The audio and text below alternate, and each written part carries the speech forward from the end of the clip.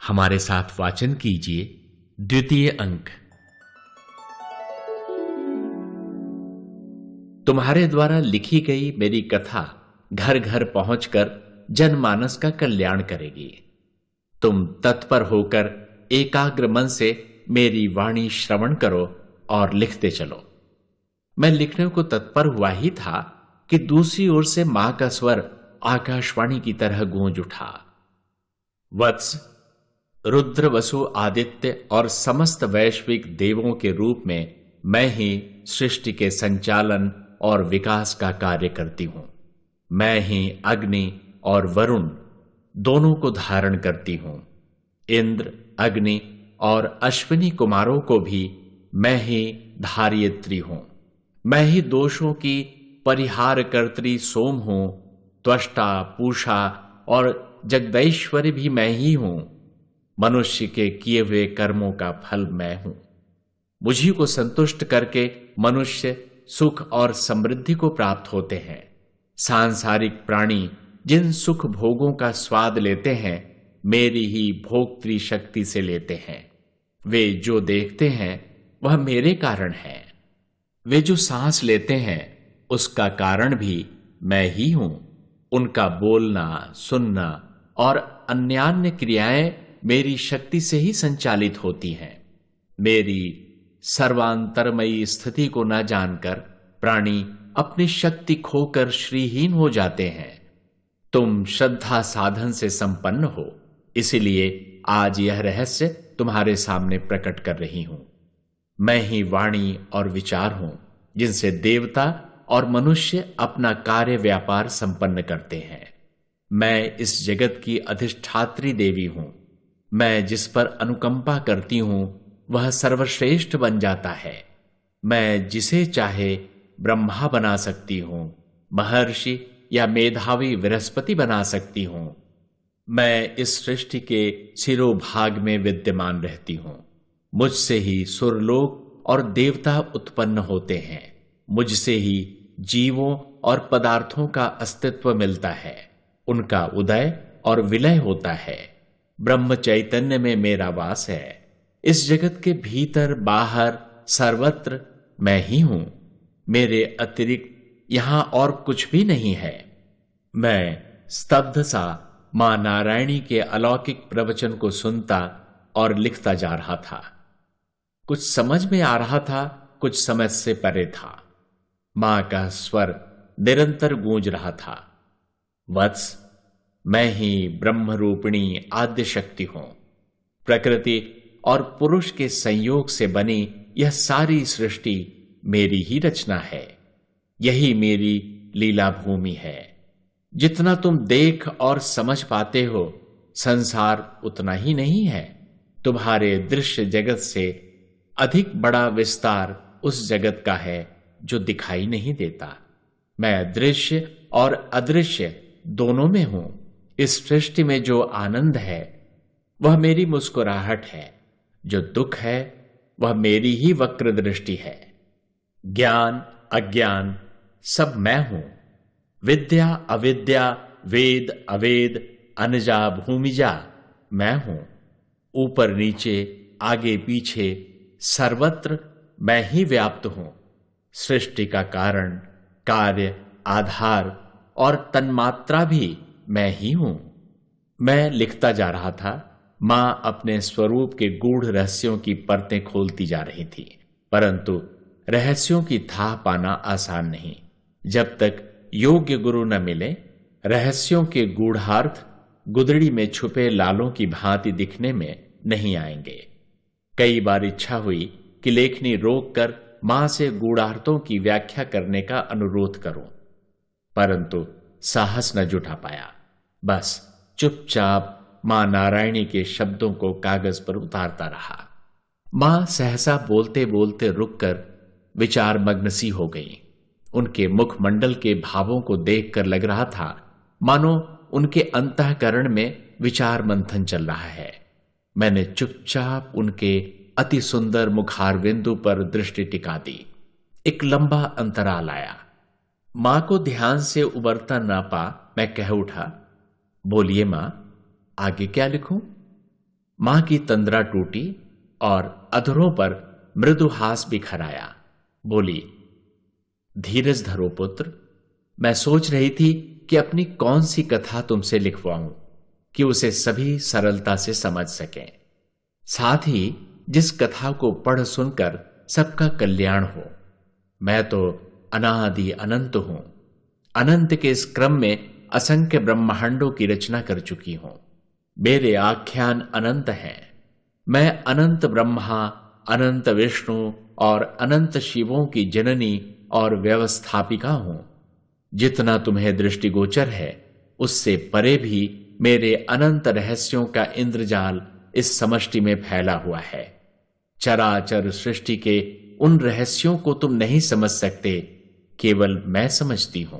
परंतु मैंने तुम्हें वचन दिया है कि अपनी यह नारायणी कथा मैं सरल और सुबोध बनाकर तुमसे लिखवाऊंगी।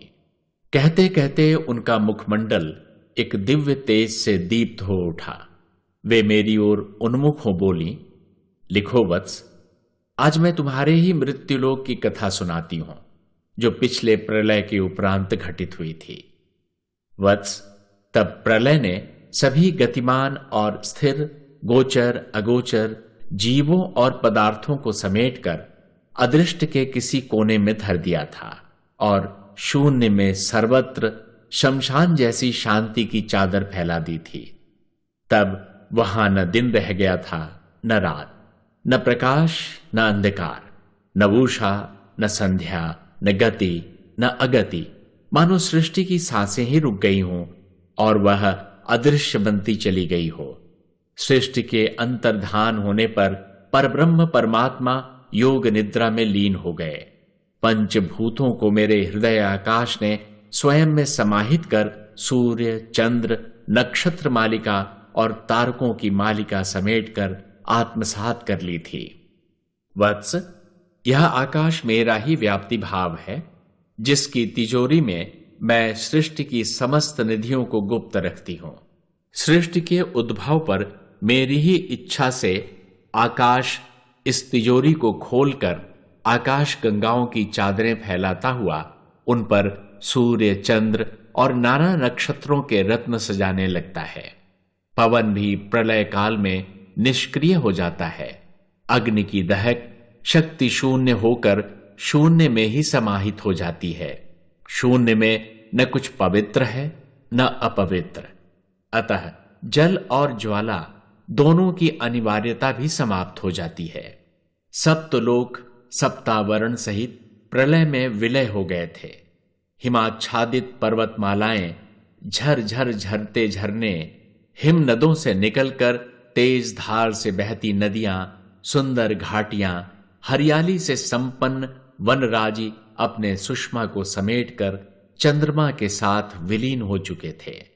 प्रलय के प्रभाव से ब्रह्मा के मानस पुत्र वशिष्ठ सप्तर्षियों समेत जप तप और वेद ज्ञान से विलग होकर ब्रह्मा के मन के नेपथ्य में जाने लगे थे।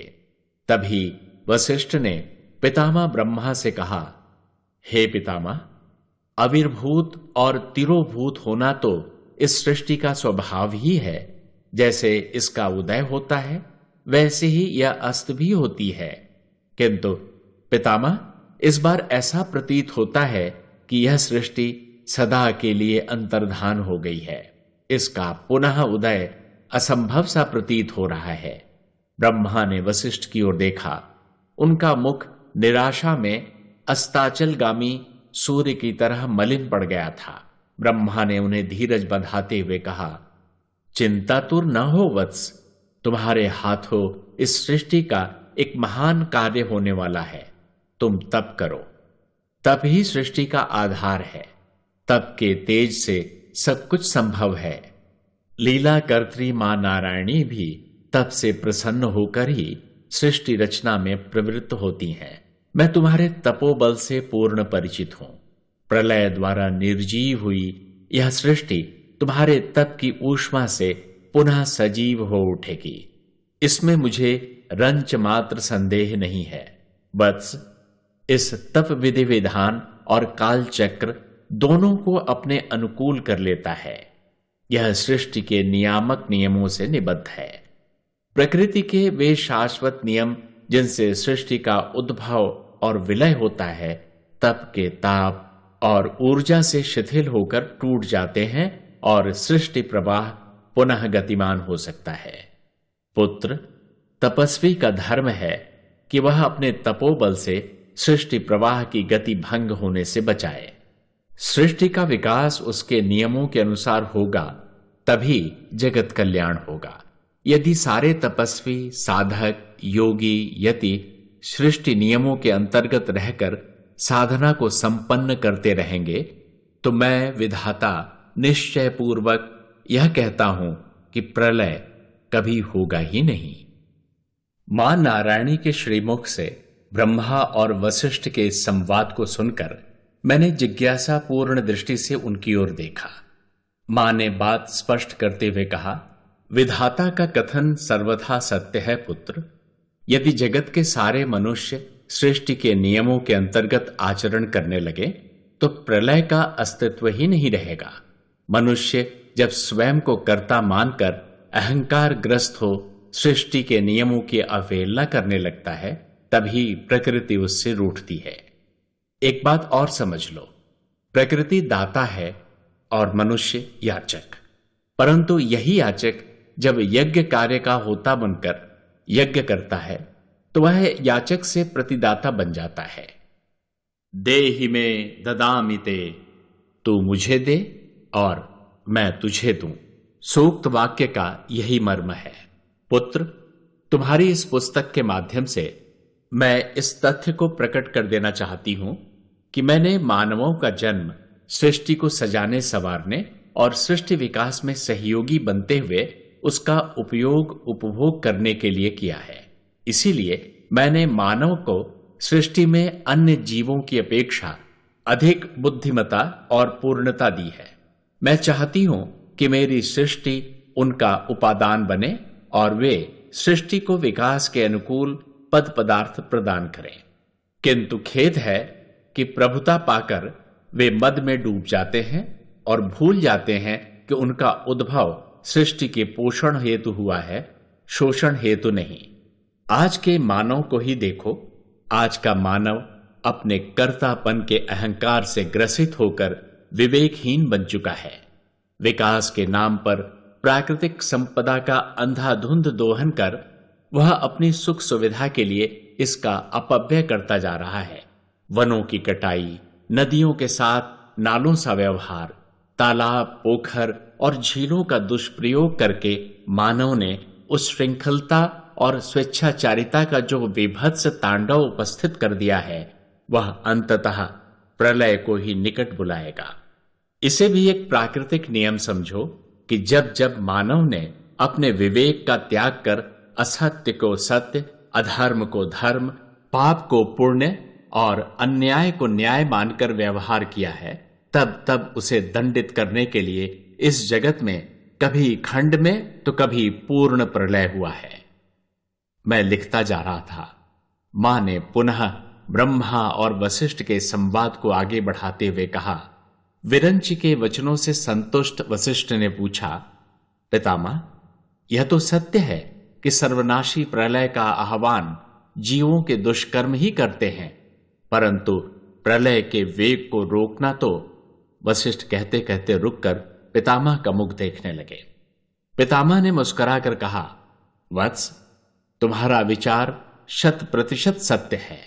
हम त्रिदेवों में प्रलय रोकने की शक्ति नहीं है। यह कार्य तो केवल मां नारायणी का है।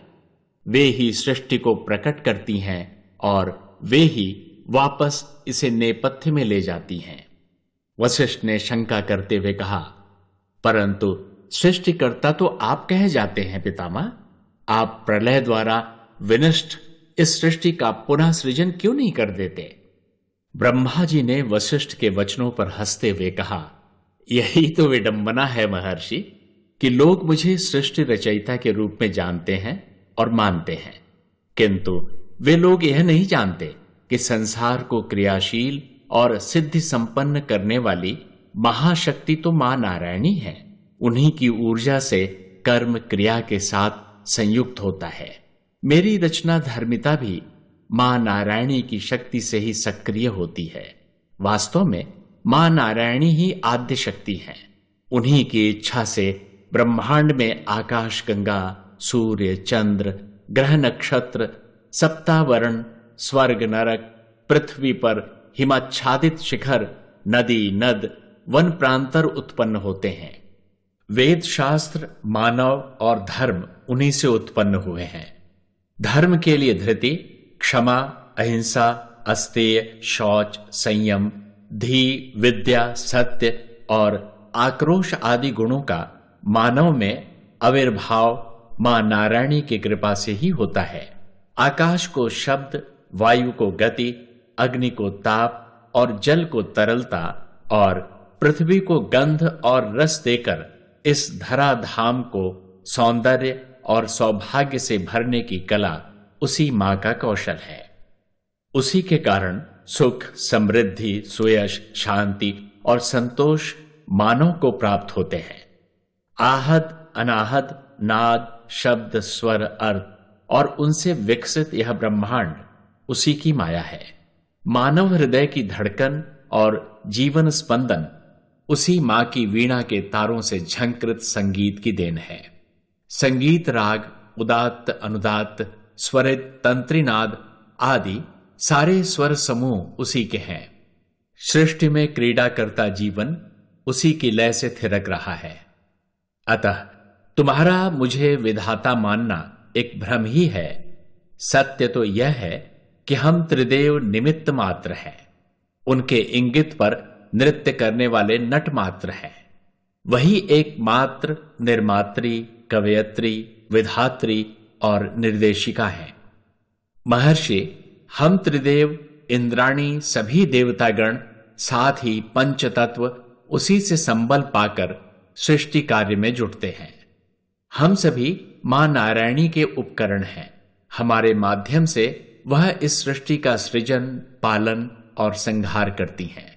लोग भ्रमवश यह समझ बैठते हैं कि हम ही सृष्टि संयोजन करते हैं। यह भ्रम भी मां की माया ही समझो। लोग उतना ही समझते हैं जितना मां को अभीष्ट है। सत्य तो यह है कि लोग जितना देख, समझ और अनुभव कर पाते हैं, जितना चिंतन और कल्पना कर पाते हैं, उसी को सत्य की सीमा मान बैठते हैं। सत्य इतना विराट और सर्वव्यापी है कि सीमित क्षमता वाली मानव बुद्धि उसका शतांश भी नहीं समझ पाती।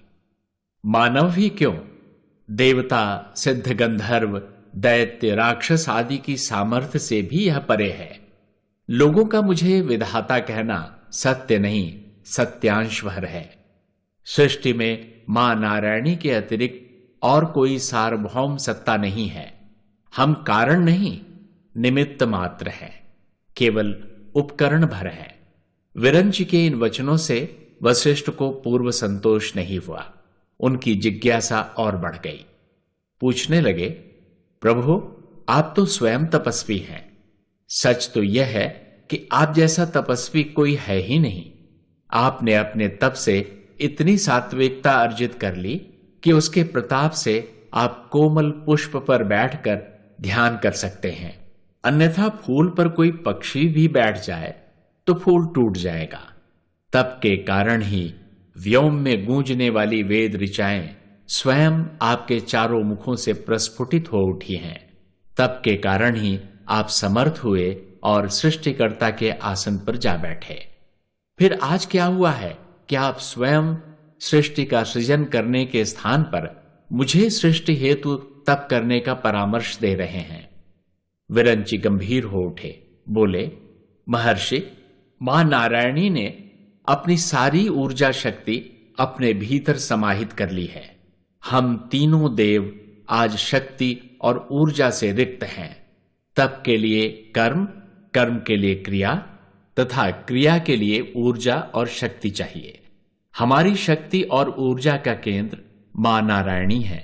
उन्हीं की ऊर्जा से समर्थ होकर मैं सृष्टि की रचना करता हूं। विष्णु पालन और महेश संहार करते हैं। हम तीनों ही उनकी इच्छा शक्ति से बंधे हैं, प्रतिबद्ध हैं। यदि मैं सृष्टि रचयिता कहलाने वाला ब्रह्मा सृष्टि उद्भूति के लिए मां को जगाने के लिए तप करूं तो वह तप सकाम दोष से ग्रस्त होगा, परंतु तुम्हारा किया हुआ तप निष्काम तप बन सृष्टि का महान उपकारी बनेगा। अतः तुम तप करो। सृष्टि सृजन के लिए मां नारायणी स्वतः जागृत हो उठेंगी। वशिष्ठ के पास अब कोई तर्क नहीं था। उन्होंने मन, चित्त और कर्म से ब्रह्मा जी की आज्ञा का पालन करने का संकल्प कर लिया। पिता की आज्ञा का पालन करना मनोरथ पूर्ण करने वाला माना गया है।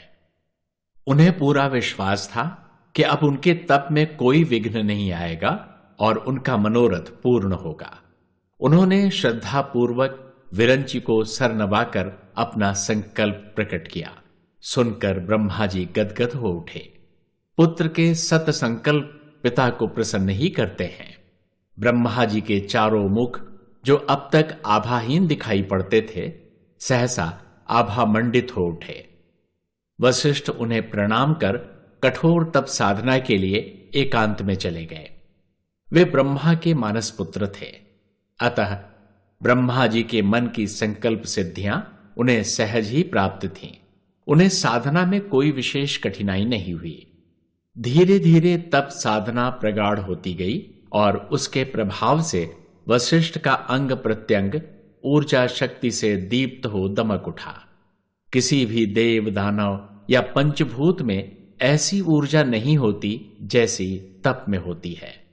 वशिष्ठ की काया उस चेतनाहीन शून्य में ऐसी चमक रही थी मानो कोई सूर्य चमक रहा हो।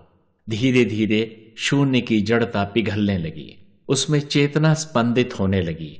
फिर सारा ब्रह्मांड वशिष्ठ की तपाग्नि से दमकने लगा। तप की वह ऊर्जा ब्रह्मांड को भेदती हुई पराकाश को आंदोलित करने लगी। पुत्र, पराकाश ही मेरी शैया है।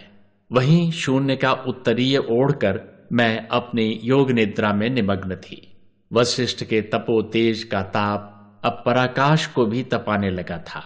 वत्स, तप ही है जो जीव जगत और ब्रह्म में व्याप्त होकर भी शेष रहता है। पूर्णात पूर्णमादाय पूर्णमेवावशिष्यते। वशिष्ठ का तप जब प्रगाढ़ होकर मेरी चादर का भार बढ़ाने लगा तो मेरी योग निद्रा में व्यवधान आना स्वाभाविक ही था। पराकाश में फैली शून्य की वह चादर तपती हुई स्वर्णिम हो उठी। धीरे धीरे सघन शून्य ऐसे पिघलने लगा जैसे शीतकाल की समाप्ति पर हिमखंड पिघलने लगते हैं। इस पिघलन के परिणाम स्वरूप सर्वत्र जल का महासमुद्र हिलोरे लेने लगा। जहां कभी जल हिम बना था वहां आज हिम जल बन रहा था। अचानक एक विस्फोट सा हुआ, जैसे कहीं बादल फटा हो। सर्वत्र जल ही जल दिखाई पड़ने लगा। यह जल प्लावन प्रलय का ही एक पहलू है।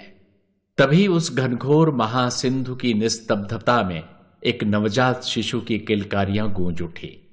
मैंने योग निद्रा से जाग कर उधर देखा तो पाया समूचा ब्रह्मांड जल प्रलय से आलोड़ित है, परंतु जल की भयंकर लहरों के बीच एक वटपत्र पर एक सद्यजात शिशु अपने नन्हे नन्हे हाथों से अपने दाएं पदकंज अंगुष्ठा को उठाकर मुंह में डाले निश्चिंत किलक रहा है। उसी की किलकारियों से धरती और आकाश गुंजायमान हो रहे हैं। मेरा मातृत्व जाग उठा। शून्य की निर्जीव चादर फेंककर मैं बालक की ओर दौड़ गई। वत्स, जब मेरा मातृत्व जागृत होता है तभी सृष्टि सृजन होने लगता है। उस समय मैं और परब्रह्म द्वैत भाव धारण कर लेते हैं। अन्यथा तात्विक दृष्टि से मैं और परब्रह्म एक ही हैं। मैं दृश्यमान हूं, वह अदृश्य है। मैं रूप हूं, वह आकृति। मैं आधार हूं, वह आधेय। जैसे वृक्ष का पूरा अस्तित्व बीज में छिपा है, उसी तरह परब्रह्म मेरे रूप में अस्तित्व में आते हैं। मैं सीधे वहां पहुंची जहां हरित वटपत्र पर वह शिशु लेटा था। मैं उस आदि पुरुष परब्रह्म की सत्ता से पूर्ण परिचित थी। अनेक कल्पों से मैं उनकी यह लीला देख रही थी। उनके संकेत सदा इसी तरह मेरा सहयोग मांगते हैं। वस्तुतः वे लीला का संकल्प मात्र करते हैं, लीला तो मैं करती हूं। मैं लिखता लिखता रुककर मां की ओर देखने लगा। मां ने मेरी आंखों में झलकती जिज्ञासा भांप ली। बोली, वत्स, क्या पूछना चाहते हो? मैंने भीतर से कांपते हुए कहा, मां, आपकी यह कथा तो मार्कंडेय की कथा से मिलती जुलती है। कहते हैं एक कल्प में जब मार्कंडेय ऋषि ने ब्रह्मचर्य में अचल रहकर कठोर तप किया और नर नारायण को प्रसन्न कर उनसे वरदान मांगा कि वह सभी को विमोहित करने वाली महामाया का दर्शन प्राप्त करे। नर नारायण तो तथास्तु कहकर अंतर्धान हो गए, किंतु मार्कंडेय अपने आप को सहसा प्रलयंकारी सिंधु के बीच खड़ा पाकर विस्मित रह गए। सागर उत्ताल लहरों से उद्वेलित था। 49 पवनों के साथ भीषण झंझावात व्याप्त था और प्रचंड गति से मेघ बरस रहे थे। पृथ्वी, अंतरिक्ष, स्वर्ग और ज्योतिर्मयी 10 दिशाएं प्रलय विभीषिका से सहमी सी प्रतीत हो रही थी। मार्कंडेय घबराए हुए उस अंतहीन सिंधु में भागने लगे। भागते भागते थक गए तो सहसा क्या देखते हैं कि महासिंधु की उत्ताल तरंगों के बीच वट के कोमल पत्र पर निश्चिंत भाव में लेटा एक शिशु बहा चला आ रहा है। मार्कंडेय विस्मित हुए। भयंकर प्रलय के बीच शिशु कैसे जीवित रह गया? वटपत्र पर लेटा है, परंतु न वटपत्र डूबता है न ही बालक। तभी उस बालक ने एक दीर्घ श्वास लिया। मार्कंडेय उस श्वास के साथ खींचे हुए शिशु के पेट में जा पहुंचे। वहां उन्होंने समस्त ब्रह्मांड, आकाश, स्वर्ग, देवतागण, ऋषिगण, पंचभूत सभी देखे। ऐसा प्रतीत होता था जैसे सारी सृष्टि प्रलय की विभीषिका से भयभीत होकर इस बालक के उदर में आ छिपी है। तभी बालक को छींक आई और मार्कंडेय बाहर आ गिरे। यहां उन्होंने पुनः वही प्रलय दृश्य और वटपत्र पर लेटे बाल मुकुंद स्वरूप परब्रह्म को देखा और परब्रह्म की स्तुति करने लगे। करार विंदेन पदार विंदम मुखार विंदे विनिवेश्यंतम वटस्य पत्रस्य पुटे शयानम बालम मुकुंदम शीर्षा नमामि। मां, आपकी कथा इस बात की पुनरावृत्ति सी लग रही है। धृष्टता के लिए अपने इस अज्ञानी बालक को क्षमा करें। मां के कमल नेत्र ममता से आर्द्र हो आए। बोली, पुत्र, तुम सत्य ही कह रहे हो। जिस तरह सृष्टि के उद्भव और विकास का एक क्रम है, उसी भांति विनाश और विलय का भी एक क्रम है। यदि एक कल्प में सृष्टि और प्रलय के साक्षी मार्कंडेय बने तो दूसरे प्रलय में साक्षी बने वशिष्ठ। मैं वशिष्ठ के कथा को कह रही हूं, सुनो। अब आगे की कथा अगले अंक में।